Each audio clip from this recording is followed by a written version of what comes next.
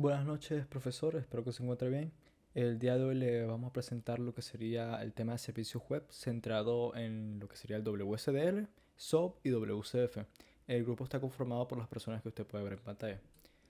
Comenzando directamente, ¿qué es WSDL? Bueno, este significa Web Service Description Language y es un lenguaje de descripción de servicios web que se utiliza para definir la interfaz de un servicio web. En otras palabras, es un documento que especifica qué operaciones están disponibles en un servicio web, cómo se llaman, qué parámetros se requieren y qué tipo de datos se espera que se envíen y se reciban. ¿Para qué sirve el WSDL? Sirve para escribir la interfaz de un servicio web de manera estándar y detallada. Su principal función es proporcionar una descripción formal y estructurada de cómo interactúan con un servicio web, lo que facilita su consumo y desarrollo por parte de clientes y proveedores de servicio. ¿Cuáles serían los componentes de WCDL? Bueno, tenemos primeramente la definición del servicio, el puerto, el enlace, la operación, los mensajes, el tipo de dato abstracto y la ubicación. La interpretación de WSDL a UML puede hacerse. Sí, sí puede hacerse. Tenemos que al inicio una pequeña descripción de cada uno de los elementos WSDL y en la parte de abajo la manera en que estas se pueden traducir a UML. En el caso de definición de servicio puede representarse como una clase UML que proporciona funcionalidades. En el caso del puerto puede ser un punto de acceso a una interfaz UML. El enlace puede traducirse en un protocolo de comunicación o una clase de manejo de comunicación. La operación puede convertirse en métodos en la clase UML. El mensaje se traduce en clases UML que definen la estructura de datos. Y por último, un pequeño anexo que es que interpretar un archivo WSDL como un modelo UML implica mapear los conceptos y elementos definidos en el archivo WSDL a elementos UML correspondientes. Ahora usted se preguntará, ¿qué es UML? Bueno, UML significa lenguaje de modelado unificado y es un lenguaje gráfico utilizado en ingeniería de software para modelar, visualizar, especificar y documentar sistemas y procesos de software. Proporciona una manera estandarizada de representar diferentes aspectos de un sistema de software. ¿Qué ventaja nos da esto? Bueno, ¿para qué sirve? Si UML se utiliza para visualizar y comunicar la estructura y el comportamiento de un sistema o software. Es útil para diseñar sistemas, definir relaciones entre componentes y comprender la lógica de un programa. Esto ayuda muchísimo con lo que sería la velocidad de desarrollo del software, además. Como anexo tenemos qué es UDDI y este significa Universal Description, Discovery and Integration. Es un estándar basado en XML para publicar y encontrar servicios web y en este se almacena WSDL. Esto se puede entender como una especie de carpeta o folder en la web donde el proveedor de servicios almacena los WSDL pues, de sus distintos protocolos, lo que sea, y el cliente puede acceder a ellos la primera vez que intenta comunicarse con el proveedor de servicio. ¿Ya? Entonces el cliente accede al UDI, agarra el WSDL de la consulta que quiera hacer y gracias a esto él puede comunicarse con el proveedor de servicio de primera mano. Entonces también tendríamos un ejemplo de un archivo WSDL. Este es el mítico de Hello World, en donde el cliente hace la solicitud al proveedor de que le devuelva un Hello World. Entonces al inicio tenemos la definición de los servicios que vamos a utilizar en este WCDL.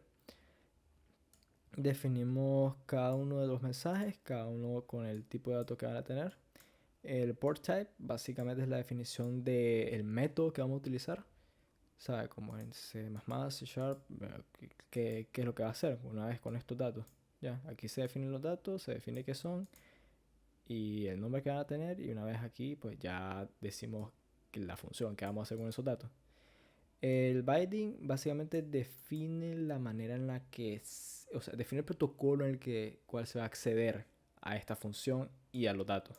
Ya, aquí tenemos nuevamente el operation name, hello port type, está acá. Y también define los mensajes nuevamente, el mensaje de entrada y el mensaje de salida. Y al final tenemos el service name, en donde va a estar la ubicación donde se va a encontrar este archivo WCL para poder acceder a esta función hello port type say hello. Ya. Entonces, básicamente así se ve un WSDL. Es bastante confuso de leer, por lo tanto, sí, no es lo normal estar leyendo un archivo WSDL de esta manera. Más adelante tenemos el SOAP y el REST. El caso de SOAP significa Simple Object Access Protocol. Es un protocolo de mensajería y este estipula una serie de reglas para la conexión entre el cliente y el servidor. Estas reglas básicamente son que la comunicación debe ser a través de paquetes en formato XML y el archivo XML debe estar compuesto por un sobre o una carpeta, un contenedor, imagínalo así, una cabecera. En esta pueden ir credenciales de acceso, credenciales de seguridad y el cuerpo, que es la consulta que se le va a hacer al proveedor de servicio, al servidor. Luego tenemos el REST, que significa Representational State Transfer. Este, a diferencia del SOAP, que es un protocolo de mensajería, el REST es una arquitectura de desarrollo. Este se compone de tres pilares principales, o tiene tres características principales que lo definen. La primera es que todo es un recurso, todos los datos o todas las tablas o cualquier cosa de la base de datos que se quiera acceder es un recurso, se conoce como un recurso. Más adelante tenemos que todo recurso o dato debe ser accesible a través de una URL, o sea, todo tiene que estar subido a la web de alguna manera y tiene que ser accesible a través directamente de un enlace de web. Ya que yo ponga un enlace y pueda acceder directamente a la información de todas las columnas o todo lo que yo quiera de una base de datos. Y por último, HTTP, que es que gracias a que hace uso de las URL, podemos también hacer uso de explícito de los métodos HTTP. Estos serían similares a los del CRUD en general, que sería, bueno, en inglés no me acuerdo, pero en español básicamente que es crear, borrar, ingresar y modificar cualquiera uno de los datos de la base de datos. Entonces, ¿cuáles son las ventajas de cada uno de estos modelos? O cada uno de estos protocolos y arquitecturas. En el caso del SOAP es la gran cantidad de herramientas de soporte que tiene, la mensajería confiable a través de Windows Service y la seguridad a nivel de consulta. Como mencionamos anteriormente, estos pueden ingresar credenciales de acceso de seguridad en la cabecera del archivo XML, ya, que va dentro del paquete, dentro del contenedor. En el caso de REST, las ventajas sería que el código es mucho más sencillo de leer y de realizar desde parte del cliente. Tiene mucha mejor integración con la web. El análisis e interpretación es mucho más sencillo de parte del programador. Es mucho más fácil de leer un código de consulta tipo REST. Y tiene mucha mayor documentación debido a que se utiliza mucho más a día de hoy y está más esparcido. Esto principalmente debido a que el caso de SOAP ha sido relegado tal vez a entornos empresariales cerrados, donde se puede controlar la información y no es tan importante la velocidad, debido a que no hay tantas consultas. El caso de REST está optimizado para la velocidad y se utiliza directamente el Internet libre, exterior o mundial, con la pequeña ventaja de que la seguridad de REST está basada en los protocolos de seguridad de HTTP. Bueno, más adelante tenemos el WCF. ¿Qué es WCF? Son las siglas de Windows Communication Foundation. Es un conjunto de tecnologías desarrollado por Microsoft como parte de su plataforma .NET para facilitar la creación de servicios y aplicaciones distribuidas en entornos Windows. Es un marco para crear aplicaciones orientadas a servicios y con WCF es posible enviar datos como mensajes asincrónicos de un punto de conexión de servicio a otro. Un extremo de servicio puede formar parte de un servicio disponible continuamente hospedado por ISS o puede ser un servicio hospedado en una aplicación. Las ventajas que ofrece WCF principalmente es la facilidad de creación de servicios web inoperables, que es la habilidad de dos o más sistemas o de sus componentes para utilizarse de forma conjunta o intercambiable y aplicaciones que hagan uso de los mismos. Otra ventaja que puede tener es que permite el envío de datos síncronos de un extremo servicio a otro y que utiliza un motor de socialización predeterminado para convertir los datos en XML y viceversa. La desventaja es que tiene una complejidad de configuración muy alta, o sea, WCF es muy difícil de aprender, es muy difícil de perfeccionar. También esto afecta el rendimiento, o sea, a pesar de que WCF es altamente configurable para ajustarse en diversas necesidades, la configuración incorrecta puede resultar en un rendimiento subóptimo, o sea que castiga bastante la falta de experiencia con su uso. Y la documentación y recursos. Es cierto que WCF es un modelo muy utilizado hoy en día, o sea, tiene su decente cantidad de documentación, sin embargo, esta es mucho menor comparada con otras tecnologías más populares y modernas. Las características que ofrece WCF son la orientación al servicio, y es que una de las consecuencias del uso de los estándares de Windows Service es que WCF le permite crear aplicaciones orientadas a servicios. SOA y la arquitectura es el servicio, la arquitectura orientada a servicios es el uso de servicios web para enviar y recibir datos. La interoperabilidad significa que WCF puede funcionar con casi cualquier tipo de lenguaje de programación, ¿ya? Puede conectarse a dos modelos distintos de lenguaje de programación, dos arquitecturas distintas, sin problema. Varios patrones de mensaje. Los mensajes se intercambian mediante uno de los distintos patrones. El más común es el de solicitud-respuesta, en el que un extremo solicita datos del otro extremo y el otro extremo responde. También hay otros patrones como el de solo solicitud, en el que el cliente únicamente envía datos y puede continuar sin tener que esperar nada del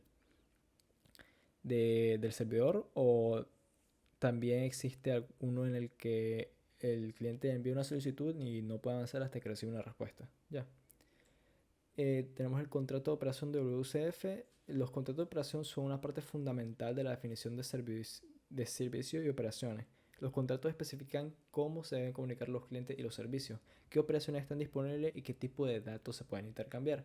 Similar tal vez un poco a WSDL, en que aquí se define básicamente, o igual como un contrato, se dice cuáles van a ser los servicios que se pueden utilizar y qué es lo que se puede utilizar, o sea, los datos.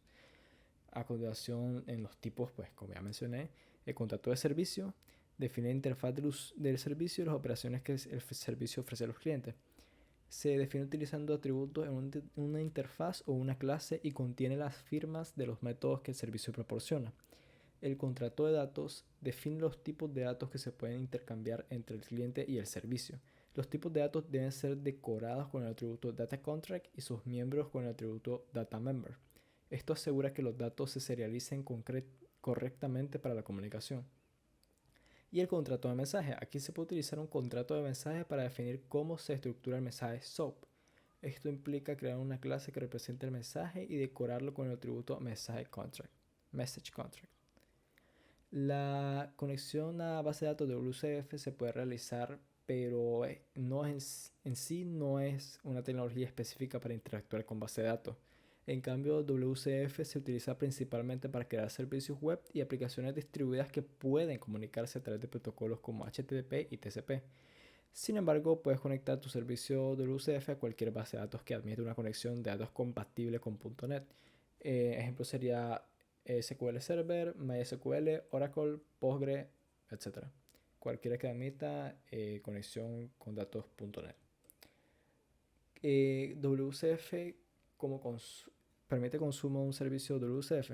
Y sí, es posible consumir un servicio WCF de un programa o entorno que no sea Microsoft.